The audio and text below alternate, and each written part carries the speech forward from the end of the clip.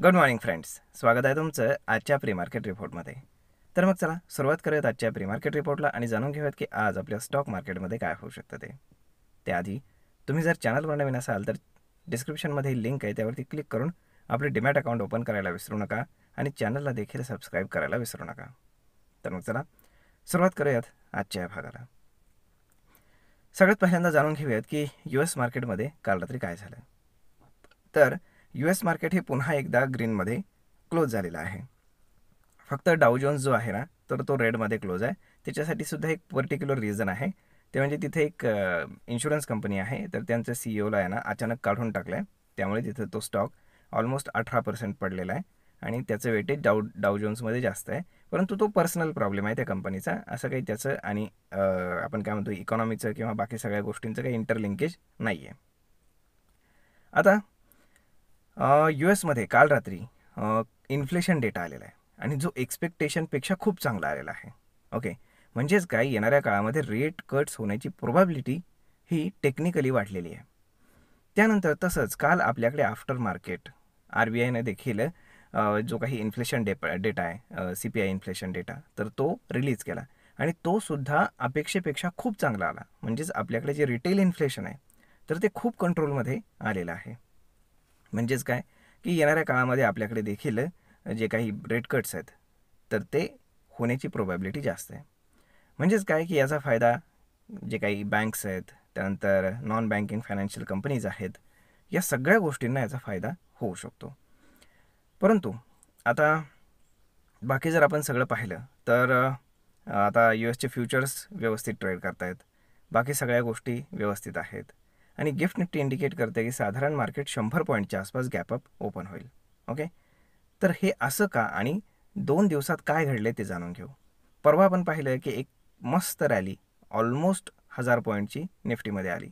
त्यानंतर काल मार्केट अचानक पडलं. तर अचानक खाली येण्यामागे रिझन हेच होतं की फक्त प्रॉफिट बुकिंग, कारण FIs नेट सेलर्स होते. त्याच्या अगेन्स्ट DIsने बाईंग केलेलं आहे.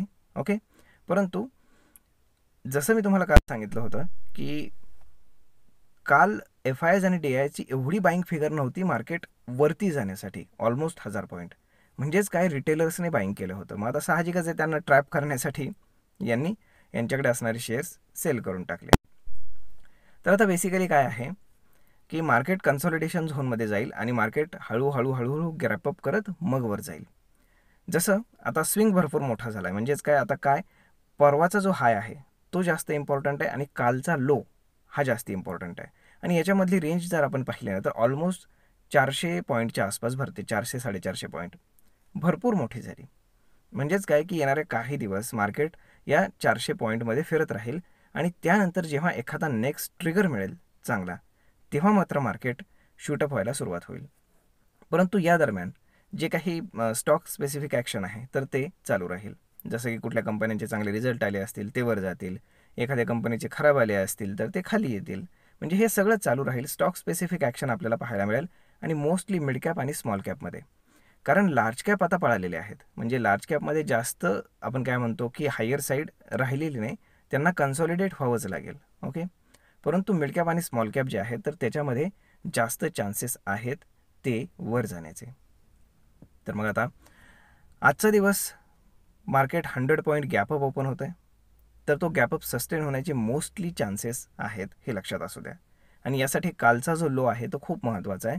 कालचा लो जोपर्यंत आता मार्केट व्हायोलेट करत नाही तोपर्यंत काहीही काळजी करण्याचं कारण नाही, बाय ऑन डिपचंच मार्केट राहणार आहे. ओके, आता जे मी तुम्हाला परवापासूनही सांगतो आहे की जे मोस्टली प्रॉफिट बुकिंग येणार आहे, म्हणजे जसं काल अचानक प्रॉफिट बुकिंग आलं तसंच एक मोठं प्रॉफिट बुकिंग आपल्याला कुठे पाहायला मिळणार आहे, तर ते आहे साधारण 25,200 ते 300च्या रेंजच्या दरम्यान. तिथे आपण काय म्हणू शकतो की चांगल्यापैकी कॉल रायटिंग आपल्याला पाहायला मिळेल. जसं कालही आता आपण पाहू शकतो की कॉल रायटिंगमध्ये 25,000चा जो स्ट्राईक प्राईज आहे तर त्याच्यावरती आता जी वीकली एक्सपायरी आहे त्याच्यामध्ये खूप सारे शेअर्स उभे झालेले आहेत. म्हणजेच काय की कॉल रायटिंग खूप जबरदस्त आहे. म्हणजेच येणाऱ्या 2-3 दिवसामध्ये एवढं इझी नाही आहे मार्केटला 25,000 ब्रेक करणं हायर साईडला. तर मग अशा पद्धतीनं आता मार्केटमध्ये सगळं काही स्टेबल होतं आहे. आलेला डेटा जो आहे तोही मार्केटला आता सपोर्ट करतो आहे. इंडिया पाकिस्तानचं जे वॉर कॉन्फ्लिक्ट आहे तेही कंट्रोलमध्ये आहे. ओके, आणि इन्फ्लेशन देखील आता कंट्रोलमध्ये आहे. मग या सगळ्या गोष्टी पाहता या सगळ्या गोष्टी मार्केटसाठी पॉझिटिव्हच मानल्या जातील.